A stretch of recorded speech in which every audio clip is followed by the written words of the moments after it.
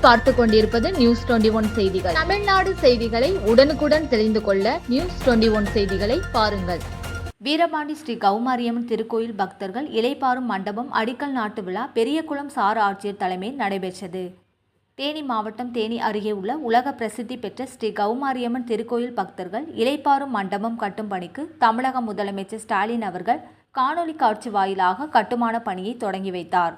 அதனைத் தொடர்ந்து பெரியகுளம் சார் ஆட்சியர் ரஜத் பிடன் அவர்கள் தலைமையில் குத்துவிளக்கு ஏற்றி வைத்து அடிக்கல் நாட்டினார். பக்தர்கள் இளைப்பாறும் மண்டபத்தினை 4.30 கோடி மதிப்பீட்டுடன் கட்டப்படுகிறது. இதனைத் தொடர்ந்து ஸ்ரீ கௌமாரியம்மன் திருக்கோவிலுக்கு வருகை தரும் பக்தர்கள் ஓய்வு எடுப்பதற்காக திருக்கோவில் அருகே உள்ள வளாகத்தில் கட்டப்படுகிறது.